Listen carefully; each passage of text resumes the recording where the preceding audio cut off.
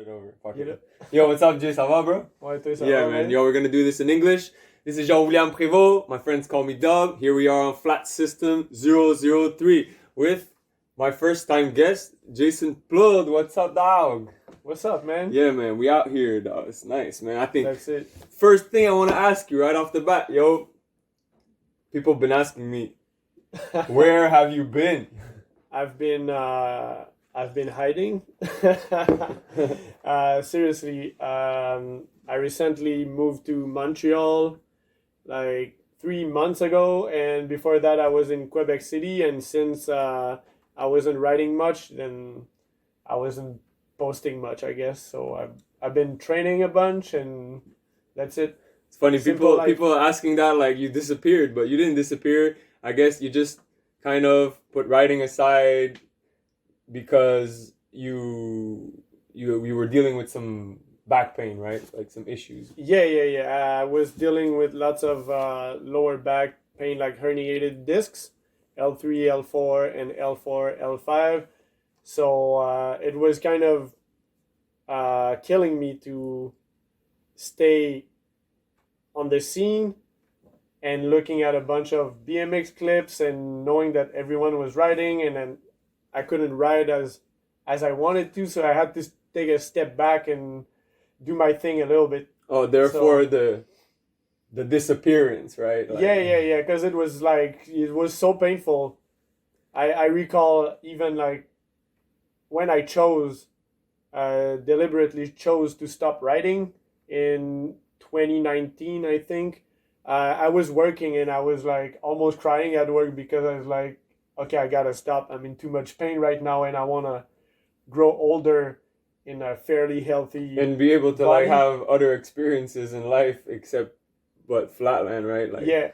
I always keep that in mind, that I feel very fortunate that like I got my health, my body's good, that I can keep riding, though I feel more pain than I used to. But Yeah. now it's like, man, like age is adding up, you know, and Yeah, starting sure. to feel it. But what is like a herniated disc? What happened to your back? Like, So what and happened? what caused it? You know. I'm pretty sure that what caused it was overtraining, not enough rest, and then second was the upside down decades. I think we're putting a lot of stress on my lower back. Yeah, upside down, and, like that's with the pegs in the hand, right? Yeah, exactly, because I'm always dealing with the wheel instead of the handlebars. So then I have to arch my back. And what actually is happening is that, like, usually the spine is straight like this, but then I would arch my back. And what happens is that there's an opening there's a bulging of the discs that is creating like outwards like this. Mm-hmm. And then there's a tendency for like a hole to puncture through. And So like just like popped out a disc, basically. Yeah. It's not popping Yeah, out. It's like if you stab a tire, but then in the middle there's like some jello or whatnot, and it's popping out, and then it goes and it pinches on the nerves. Oh. And so we jump right into that, but without properly introducing you, basically, like when we were younger and started riding Flatland, there was 5 guys that basically were part of our generation in Quebec and Montreal scene in the Quebec province. So we were, there was Mike, JF, Marsan, and I in Montreal, which were the same generation and rode a lot together. And we always had Jason out in Quebec City, which was a 3-hour drive away. And basically when we had the chance, he would drive down or we would drive up, but mostly he would come down or we would meet in Trois-Rivières and ride Flatland. And therefore this was our crew, our scene back then, which kept us super motivated to like ride hard, because everyone had their own style and everybody had basically their own tricks. And like, okay, we would practice cliffhanger together or like hitchhiker whips and stuff, but then everyone would kind of go back home and then have their own stuff and we'd jam, and it was like very motivating. For me, that was like the best times to like learn like who I would become in Flatland, influenced by most of you guys, because I was like the last guy in the crew. And when in 2007, Jason, you gave me the opportunity to go to China and like start doing shows. What people maybe not know was that it was you that gave me that opportunity. And at that time, I was working for this bike company called Opus, which is part of Outdoor Gear Canada here in Montreal as a distributor. and they distribute parts and other things. And yeah, I was kind of like going towards a more regular life, and then you sent me that email, and I remember like my mind was blown, and I had talked to you about like I knew you were in China already, and I was like, yo man, if you ever get something, y'all let me know, you know. But I know there's a lot of other riders that could be more qualified than I was to actually do the job. But then that morning I woke up and I saw the email, and I was like, yo, right away in my mind was like, there was like just 99% yes, and there was a 1% of like, maybe a 10% of like, holy shit, what's about to happen? Because that was like 11 months of, you don't know what. it was 11 Anything months can of happen. like China, you know, and that totally opened a door into like living from BMX for me, and I'll be like grateful for the rest of my life for that. So we'll be friends no matter what. And China was like a crazy chapter for our life. So like, you spent how much time again in China?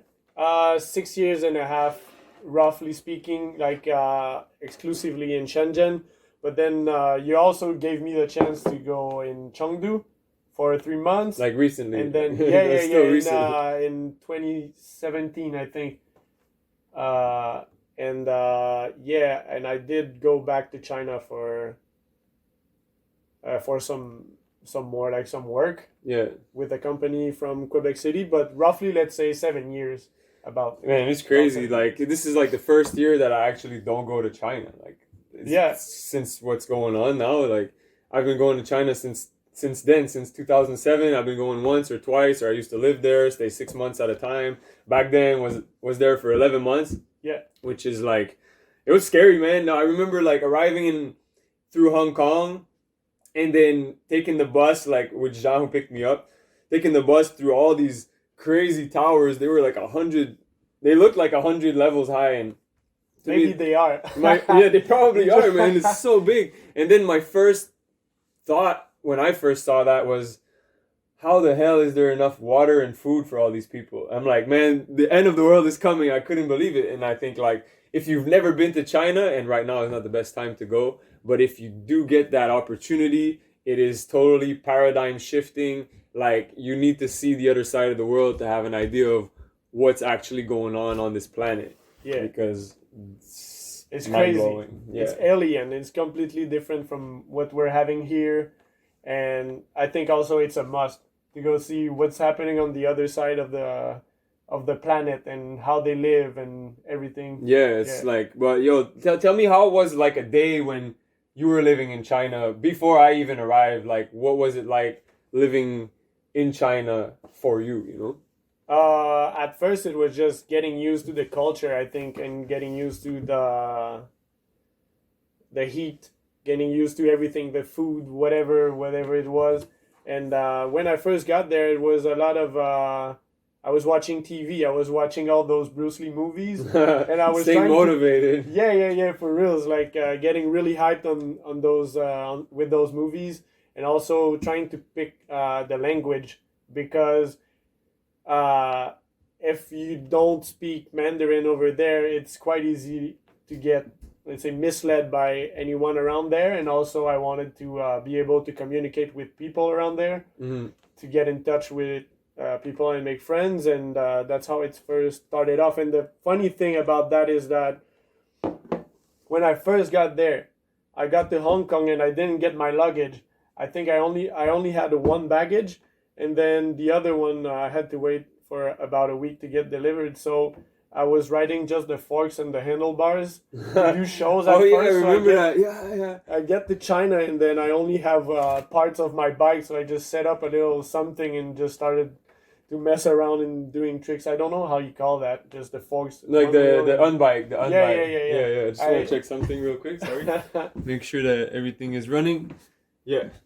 Man, just had that unbike, and my first experience over there is that. It's like going to a contest and then your bike doesn't arrive, and you're like, oops, oh my god, you're already like super tense, and you're like, holy shit, man, like, I hope, my bike gets there on time, and you're not even focused on like, okay, what tricks am I gonna do? You're like, fuck, I just hope my bike gets there, that messes up the focus. And then like those shows had like maybe 500 people during the weekend watching us, right? And then I arrived like 6 months later or 3 months later. What was it? I think it was something like 3 to 6 months. It's been so long I can't. Yeah, I can't 3 to tell. 6 months or something like that.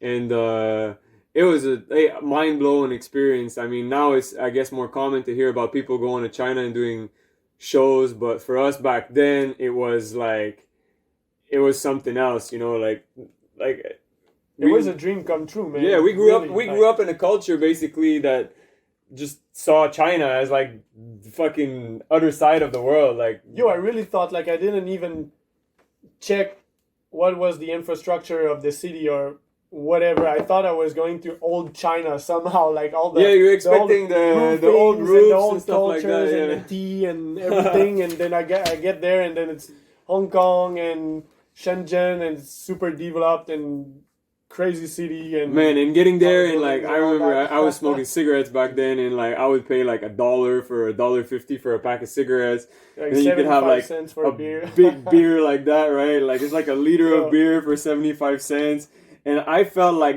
I jumped right into like Vice, bro, and we called it Yeah. Vice City after a while because it was just everything was so accessible and so easy to get, and you just walk like here and there and you'd find whatever you were looking for. As in here in Canada, you kind of got to drive or you got to take an hour bus to get somewhere, do Yeah. your groceries is such a chore, or even just like the Access. winter, just going outside in winter is crazy. So for us, it was a cool life, man. And we Yeah. got to ride a lot too. That was the best Yeah, part. a lot. That's the thing also. I think that's the main thing in my life that kept me straight somehow, even if I had experiences or how do you say that? I diverged somehow. Yeah. Some period of less riding, but it was always like the middle line. But yeah, it was the lifestyle. I mean, it to me it felt like BMX, sex, drugs, and like sex, And drugs, rock and rock and roll. yeah, Yeah, I basically. mean, like that lifestyle. So it was pretty cool, man, to live that. And I think it's an interesting thing as well because we got there and we got to live that lifestyle enough that we could move on in our lives also. So it was really Yeah, it really gave nice. us the opportunity to actually live from BMX, see what it was like. Because before that, it was basically just a hobby, and we had to work whatever job we could find. And then at that point, we got that like, man, your food is covered. You have a roof over your head, and plus they're paying you, and you're working 45 minutes a day.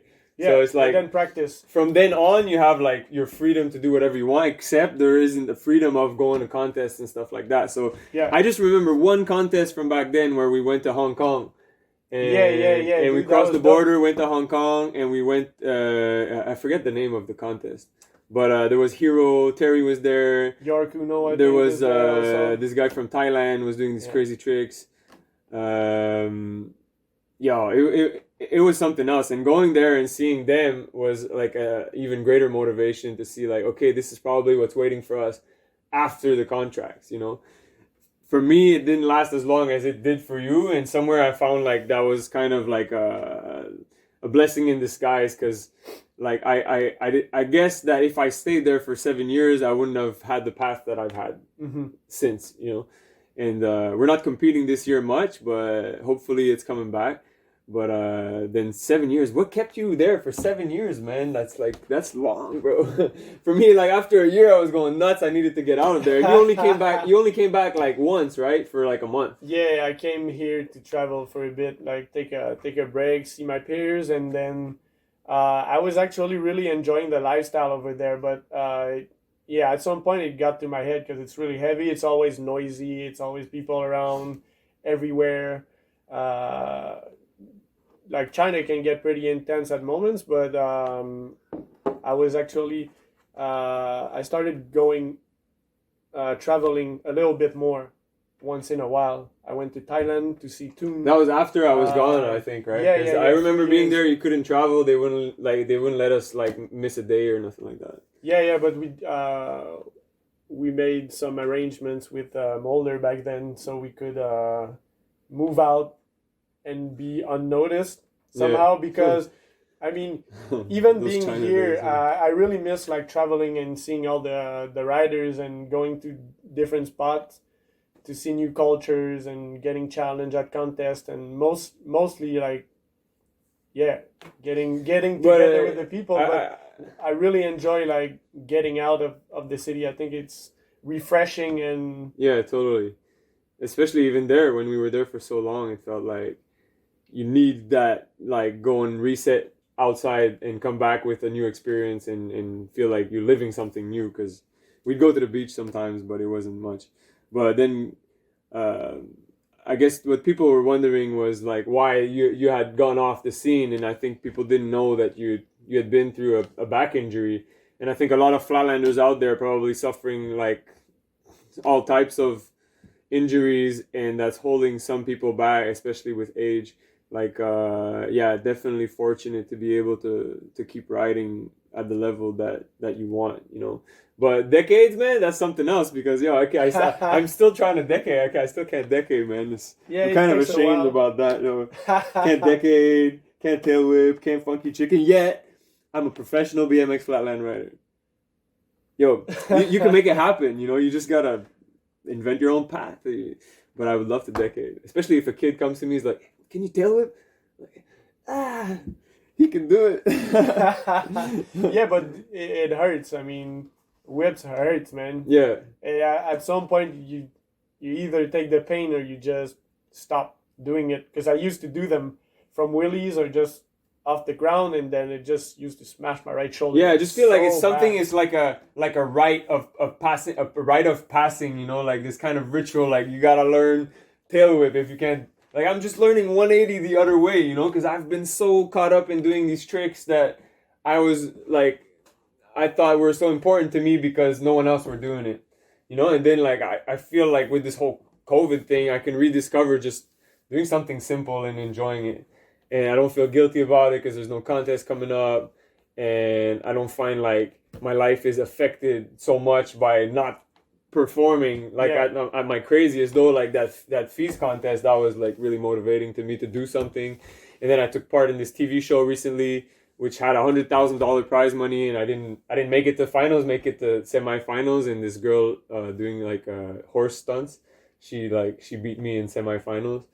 But that's kind of the age range, like people watching that TV show kind of like that, and I'm like a little less, let's say, spectacular because I didn't want to add the lights, I didn't want to make it look like a circus. They wanted me to do it on stage, and I just went like, you know what, like keep it raw. I want people to see what I do for what it is, and I don't want to add all these little accessories to it, and that kind of went against me, you know. But like still that kept me motivated to like push. But now it's like, when's the next event, we ask ourselves, and it's like, man, I wonder how many people out there can actually keep riding. But I'm seeing you guys on IG and Facebook pushing, and that keeps me motivated, and like I'm stoked that Flatland is keeping it together, at least for this to this point, you know.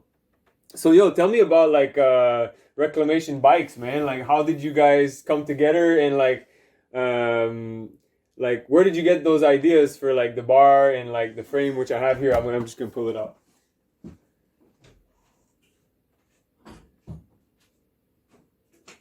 Yeah, that's it. Signature bars.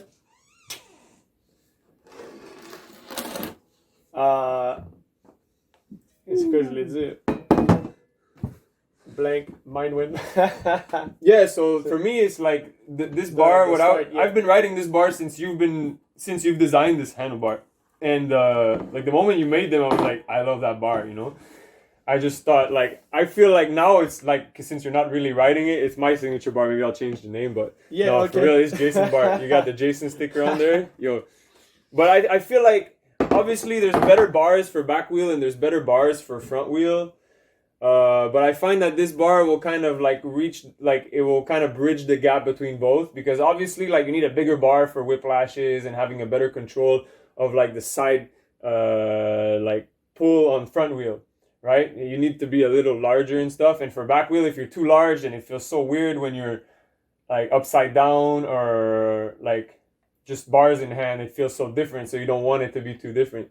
Yeah. So I find that was what you did with the handlebar. I just wanted to keep it fairly compact and sturdy, but also I wanted them to be tall enough so they would be in the 9-inch range or whatnot.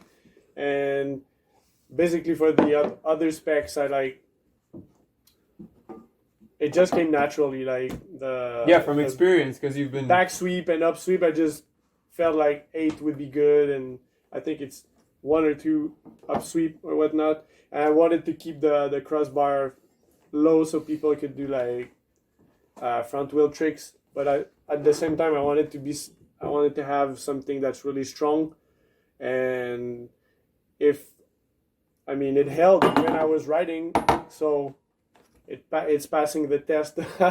Yeah, It's pretty good. for me, it's been like I learned so much on this bar. Like I really like it. And what about the frame? Like, what was your input into the Rogue frame, and how do you feel about it coming out now after that? You're not really riding anymore. You know, it's just like I see it as like this is kind of like your legacy right now. This is like what you're leaving us, you know, and Yeah, like yeah. I that your name is still around in the scene because like you've been the person that I rode with the most in my Flatland career, and I don't think that will ever change because there's no way all those years in China will get caught up with me riding with someone else, you know. And we learned a lot, and we still had our own tricks, which was cool. So what I see in this frame is that there's a crazy head tube angle. That's what I'm not sure if you were part of like putting that on this frame and how it would feel in back wheel. That's what I'm not sure I about. actually was not aware that it was that steep. Because JF is riding this frame right now, and he's saying like, yeah, it's really quick and it's doing really good for him. Yeah. So like, I'm feeling like, yeah, I could probably learn a couple things on it, but for now, I'm still on Far East. And what about the dropouts? Like, what I'm seeing here is that they're really flattened out here. They're a bit wider than a usual modern frame, but what I guessed was that like the fact that there's more surface here, you're not gonna catch your feet on the tubing, you know. So that's like the positive side of it. Is that what it was? The Yeah, you design? don't want to hurt your foot when you're doing back wheel because usually I'd be on the end of the peg, but when I would do, let's say, like the snake spin, I want to have my foot right here. Okay, And I so it's don't more want- comfortable because you don't have just two tubes sticking into your foot, and it's really flat. I don't know if you can see that on the camera. Like you have a lot of space, and basically, when I'm thinking like you're pivoting here, right?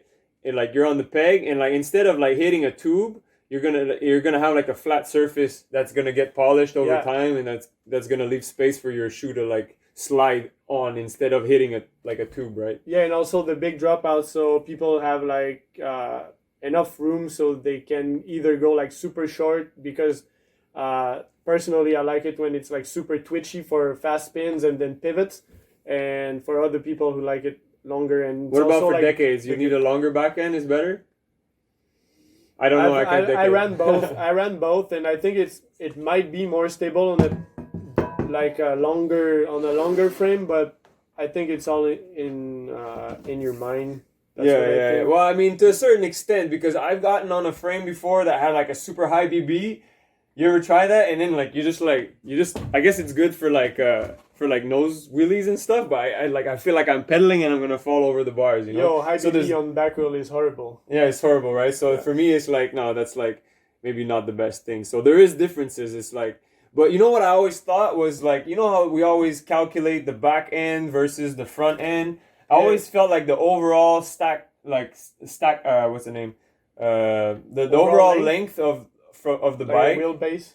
Yeah, the wheelbase, exactly. I always felt like the wheelbase was more important than like your back end or your front end. To me, it's like, because especially in back wheel, because in back wheel, like it's not like front wheel where your frame is moving around. It's like basically this stiff thing that's hanging on a wheel, and it's almost like two different sports when you think about it.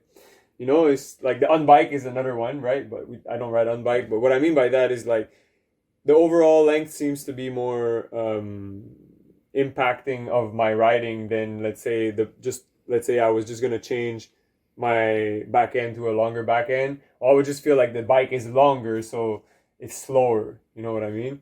I still think though personally that the back end kind of influences the way the bike feels. Because if you're on the pegs or on the pedals will be different too. So I'm saying if you're on the pegs. That's probably why. If you're on the pegs, your bike will feel overall longer, but you won't necessarily feel that the back end is shorter or longer. But the moment you're on the pedals, it will be different.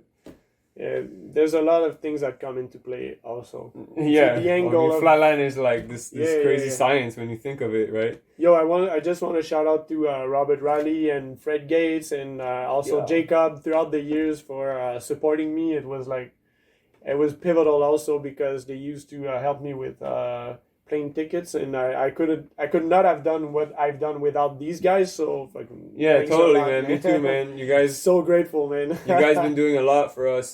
French Canadians actually. Yeah, the whole NJF, crew, NJF man. also, who's riding on Rec, and they're right now on this crazy pandemic tour. I mean, like for me, it's inspiring. You know, like not like okay, maybe some people will think like, whoa, what are they doing? Like they're spreading the virus.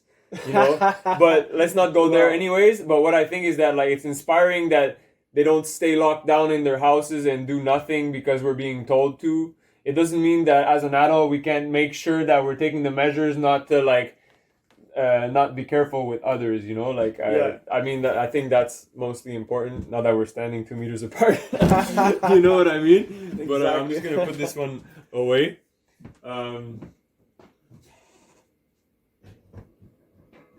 But yeah, shout out with Rec, man. Yo, you guys, thank you so much for everything you've been doing for us.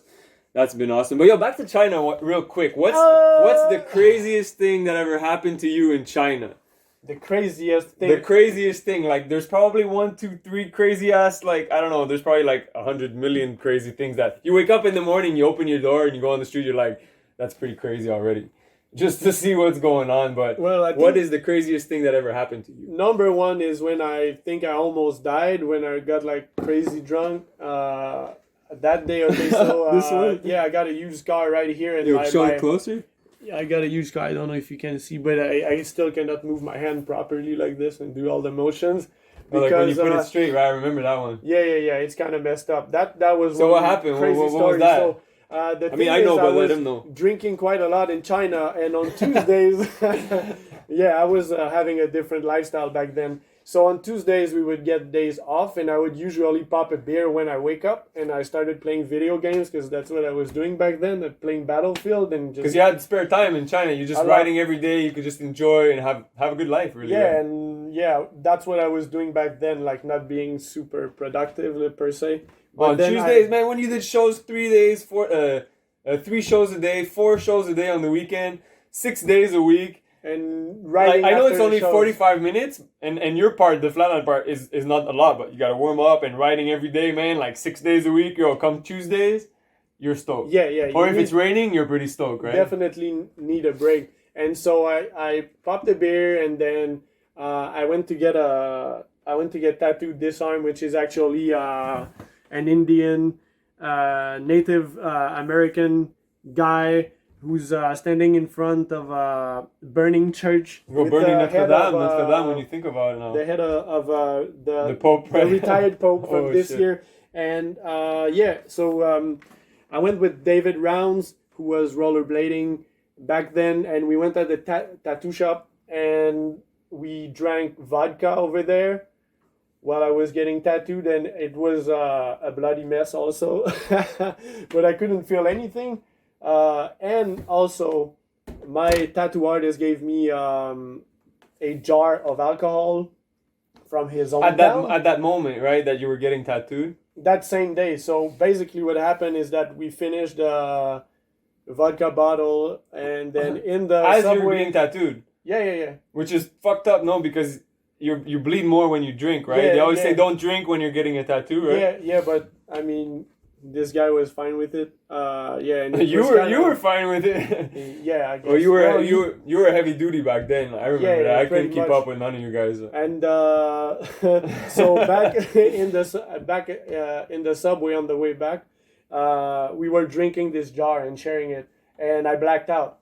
And like in the subway, you blacked out? Yeah. I don't recall anything from that moment. Just like a few glimpses. And so what happened is my friend, he took me home, and I passed out on the couch apparently. And when I got back to reality, let's say I got back to reality, I was squirting blood like on the walls and shit, like Spider-Man type thing. Oh my god! And so I took a Ganji shirt immediately. And you woke up in the middle of the night, basically, like just all the lights were on and. like 20 minutes went by or like an hour went by? I have no idea whatsoever. The only thing I know is that I was squirting blood, and then I did grab a Genji shirt. Thanks for saving my life. Yo, Game Kadmiri, bro, Genji. Yeah, man. Yeah. And so I wrapped it around like really Lifesaver. tight on my wrist, and then I was super drunk, so I kept going down the staircase, and then I went on the street and I tried to call my wife, and she didn't pick the phone.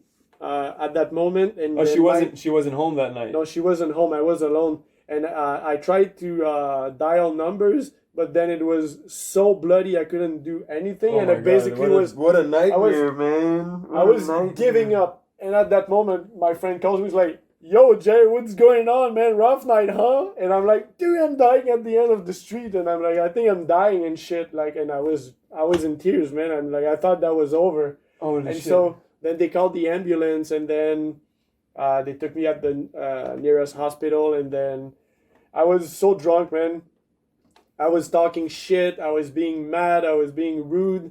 They actually tried to... He called you, like, because he was drunk too. So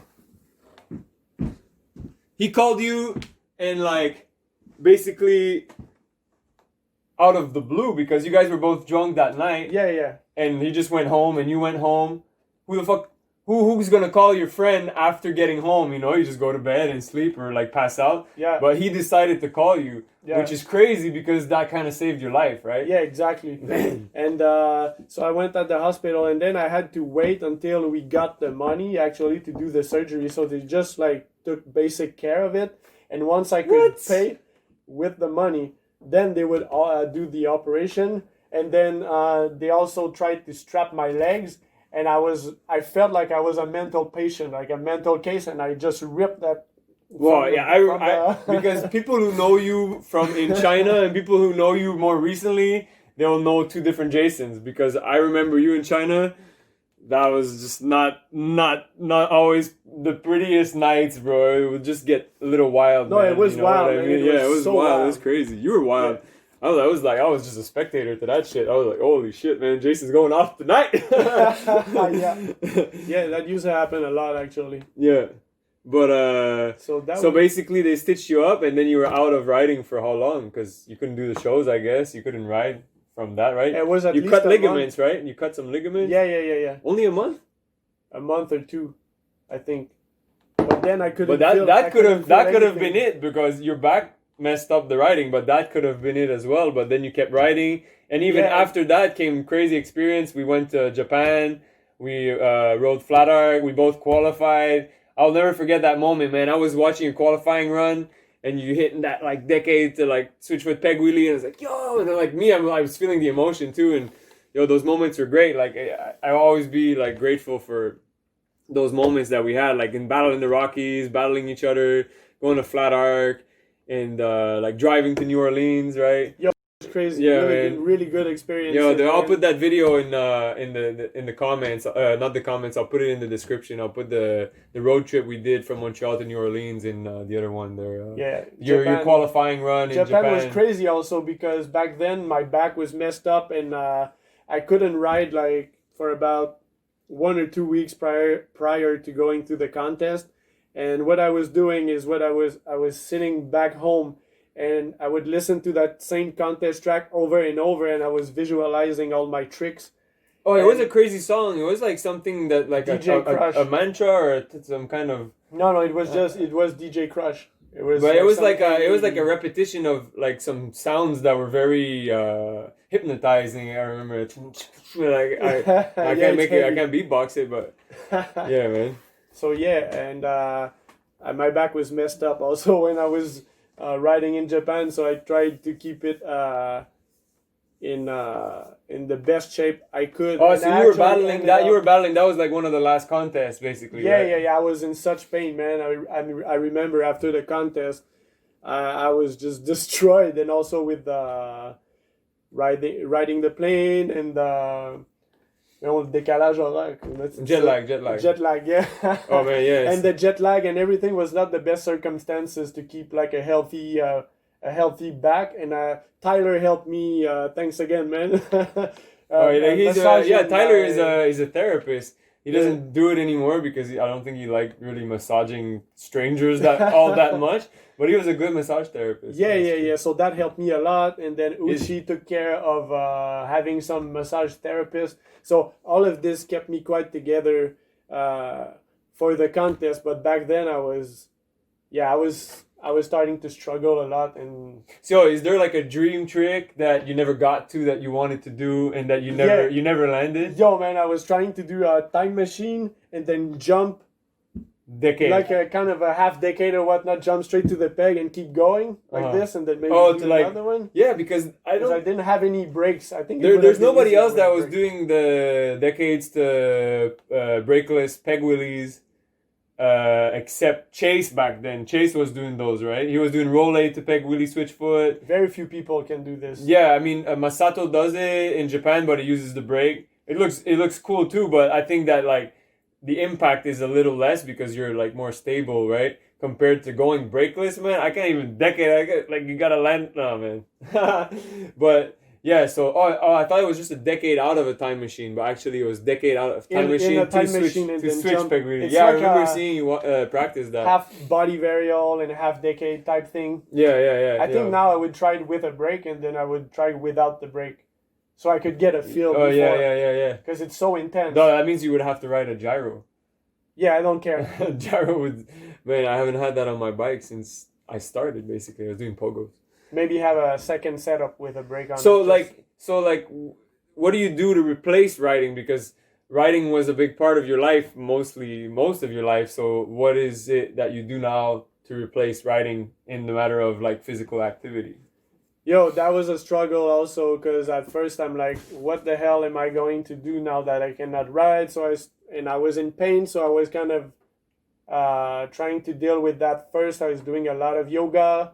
I did a whole bunch of HIIT training that I was doing when I tried MMA and boxing, because I did a little bit of that. So I kept Wing Chun. I remember Wing Chun. You were doing that for a bit. I started that, but it was not very efficient, and I started doing MMA. That's that Ip Man stuff. I think it was but it takes too long, and it's like Flatland. It's like relearning Flatland, basically, right? Like going all over. No, I can't. But I mean, like in a street fight, you wanna, let's say street fight speaking, you wanna keep it simple to the basics, and I think boxing and Muay Thai relate a lot more to that than Wing Chun. You have to be like so good to be badass at it. It's not. Yeah, because really. Yeah. And so you're doing something that's. I was doing lots of HIIT training, high intensity interval training that I took from MMA, and I did that for a while when I got back into fitness, and then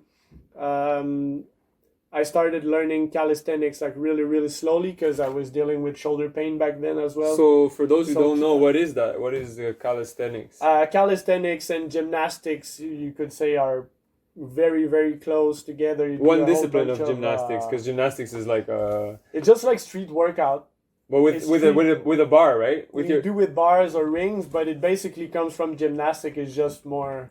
Or no, is it not just with your body weight? Yeah, mostly. It's exercises with your body weight. Yeah, mostly, but then you can add weight if you wanted to. Then it just exercise then. Yeah, so it felt like when I started learning calisthenics exercises, it felt like I was getting back into learning tricks somehow, because you have to go through progressions, and I have to how do you say that? Break down all the movements and then work on little bits by bits to get to it would be like a hard trick. So you have to learn all basics. But you're mostly doing like the chin up bar stuff, right? Yeah. Yeah, like crazy stuff you're posting online, like on Instagram, where I'm looking at the clips and I'm like, holy shit, I could barely do like a chin up, you know. And you're doing like super controlled, kind of going up, and like the legs come up, and then you flip backwards, you hold yourself down with like the muscles that you have to develop for it too, I guess. After a while, and develop stability, because I guess you don't want to do any sudden movements for your back still to this point, right? Yeah, I still need to watch out actually. Like sometimes it still pinches, but it's a lot better with this because there's no torsion and stabilizing movements that I have to do because there's a lot of twitching in Flatland, Yeah. and I don't The have to do pumping that part, much. the whole pumping part. Pumping Yo, is hard on the body actually, like because there's a lot of twisting and there's always one leg doing one movement and the other leg doing another movement. And over time, like I remember Mike always saying that, like, oh, my hips are like offset because I did they are. steamroller for too long. On one It's, side, it's true, right? you have to do it on both if you want to be like Or like equal. if you have to do it both, then you have to do it both ways. Then you have to do it backwards both ways, so that you know it's endless. I was trying to explain to someone about Flatland the other day, where I was just one of our students that we're teaching right now. I was telling him like, so he wanted to learn hitchhiker going one way, or it was like I forget, it was like half flash going, like he wanted to do opposite half flash, but he's going that way, and I'm telling him it's better if you learn the tricks in the same direction as you're already turning to the right, like most people do, right? Other people who ride to the left are so weird. it's like shout out to Benjamin Hudson. Yeah, man, and Carlos Espinoza that I remember. Who else rides left? Taku rides left. And I'm surrounded by those people, man. No, it's weird. It's like the water. It's like in Australia, the water in the toilet goes the other way around, right? That's down in Chile. That's what's happening. It's some kind of physics thing. But what I was saying was I was trying to tell the guy that Flatland is crazy because you could learn, let's say, steamroller on this foot going that way, switch foot going that way, and then you could learn it cross foot and 2 foot all going that way, and then you could learn it going that way, which is just like relearning how to walk basically, because it's like impossible, man. Like I'm just trying 180 on the other way and I could barely do it, but now I'm trying to like, I feel like those muscles are redeveloping that never existed really. And then you could do it backwards both ways, and then if you want to add it, you can do a turbine, you can do it, you know. It's like, so Flatland is kind of like your thoughts, they're infinite. You really have to choose one and focus on it. It's like which will define your riding. Yeah, but also I think like just to get down to the very basics would be like learning it, like let's say you have your lead leg and then you want to learn with the opposite foot and then switch foot on both sides. Oh, you mean like to balance out? Yeah, you want to even out because in the end, like your hips are gonna be quite. But then you would be riding Flatland as an exercise. No, but that's the thing, though. But if you see it from another perspective, though, it's opening so many gates to runs and like Chase Chase was learning like ambidextrous riding. He talked to me a couple times about that, where he's going both ways, and that means that you could get stuck. You know, sometimes you're doing a trick and then it sends you the wrong way, and you're like, man, I have no vocabulary going that way. But then if you had already learned it, you could at least save your ass, or you could just like, boom, oh, this guy goes into a brand new run, but in an opposite direction, which I remember, like, there's very few people who can do that. But last February, I put this contest together. It was an online contest called February. Yeah, man. Yeah, I recall. And there was one guy from Brazil, William Flat. That's his Instagram name. I know call him like that. And he was like, he starts a run going that way, and then middle of the run, he starts going the other way, and he's got this whole range of tricks going that way. And I thought, like, that's mind-blowing, man. Like, I could never spend time relearning tricks the other way just because I'm like, man, I feel like I'm telling you, like, relearn how to walk. You know? Yeah, well, it's such an investment. At one point, you gotta think about where do you want to go with your riding. You either learn all of your tricks the other way, or you're progressing for exactly. It's it's like learning another language. It's like, okay, I have to learn how to say how are you again, and I have to learn how to, you know. And I often tell people, like, Flatland is its own language. Like, I could call you up or you call me up, be like, yo, Jay, what's up? And he's like, yo, man, I just learned this new trick, man. And you're like, yeah, man, you put the bike like that and you go like, and you change the head and turbine. You're like, man, I have no idea what the fuck you just said. You know, because that's how much Flatland is another language. It's like its own thing, really. I cannot talk Flatland. I have to do it to show you. Yeah, we all conceptualize our separate ways. Man, I remember those days riding Walmart spot. That was the best. That was dope, man. To this day, I still think that was my favorite spot to ride. It was warm. It was humid as well. So it was flat. sticky. It was flat. Except when it was sunny sometimes. Like, it was too sunny, it would dry out the floor and get a little dusty. and people just throwing their cigarettes and stuff. And walking through. But actually, I like to ride in a place where there's people around. Like sometimes when I'm riding the indoor spot in winter and I'm alone, and after a while I'm like, man, it's just not the same. It doesn't have that atmosphere of like, that motherfucker that got in the way.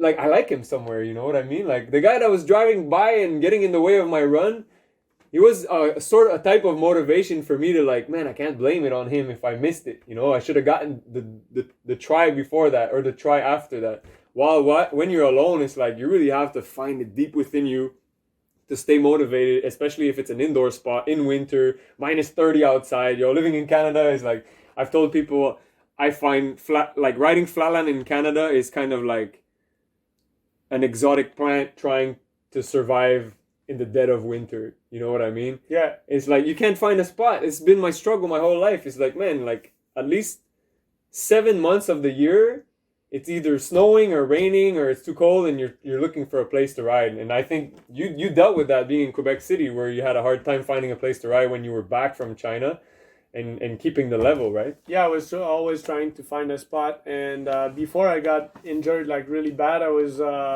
considering having a kind of a dojo, if you will, like a practicing spot, because I was tired of being a victim to, let's say, the cops or the weather, or being kicked out. All the best spots, they kick us out. Yeah, mostly you're always like kind of tense. You never know if you're gonna be able to go through like the whole session. Yeah. So I wanted to have like a gym where I could be riding and my mind would be free also.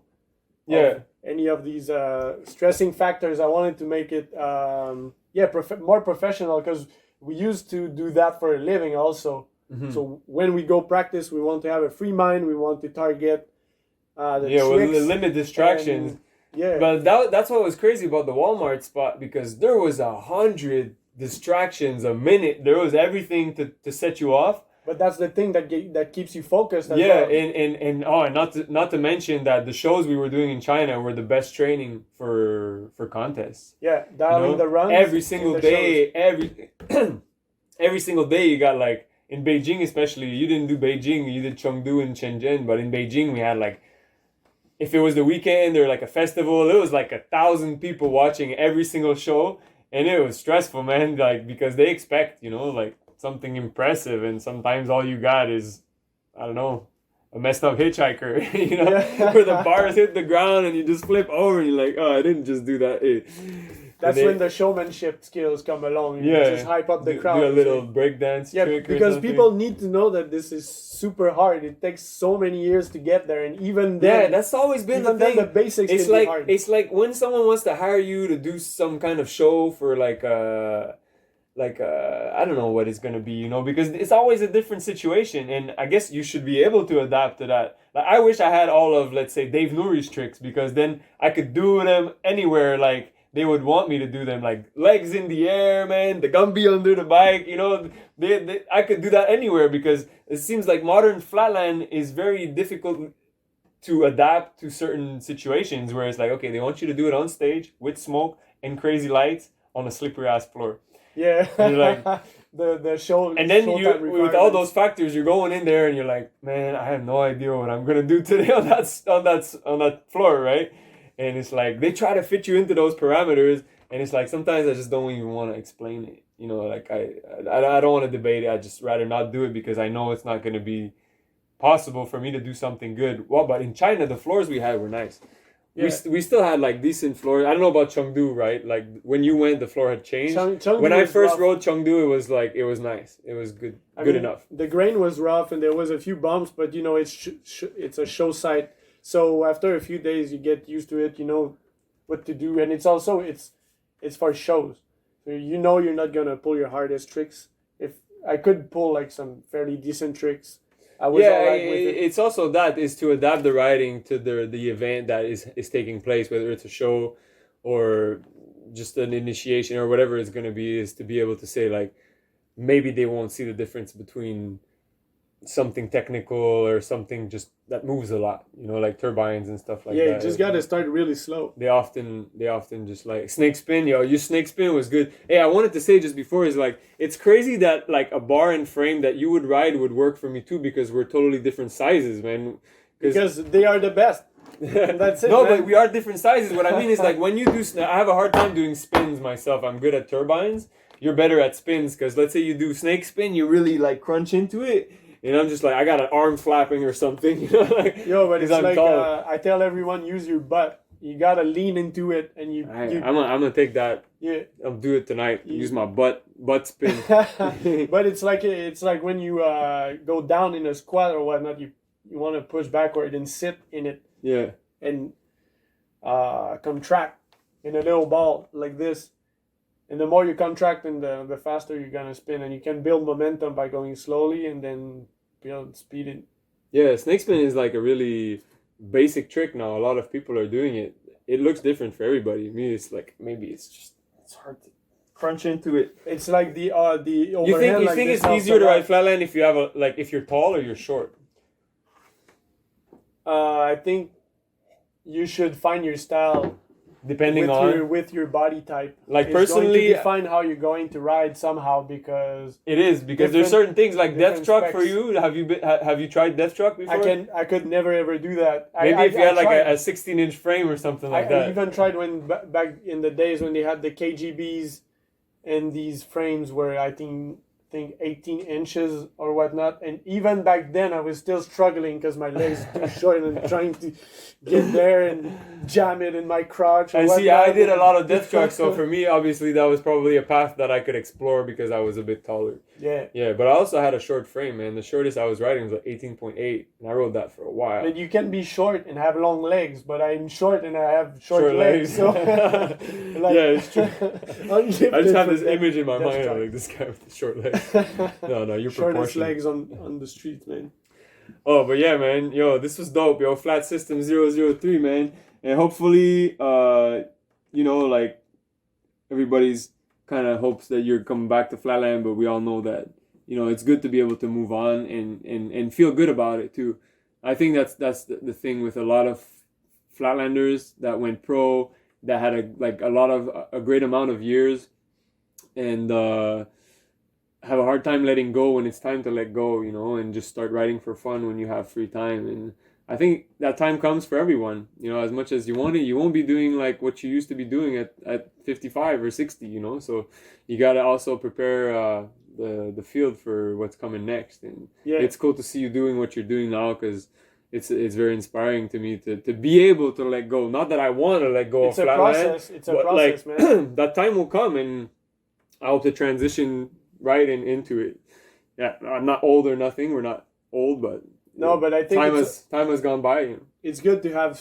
It's always good to have other interests besides riding, so you can move on to branch out a little something bit. else. Yeah, always keep other things. Oh, on like the side, you're working on a clothing brand right now, right? What's the name? I like the logo, man. It's called Noble Monkey. Yo, show us the logo. You got it on your sleeve? Yeah, I got it right here. Noble Monkey. This I love one. the logo. We didn't usually. There's the Noble Monkey underneath it. Yeah. It's like a monkey with a crown, and his body goes into an M. Yeah, I was doing lots of meditation and whatnot, and lots of.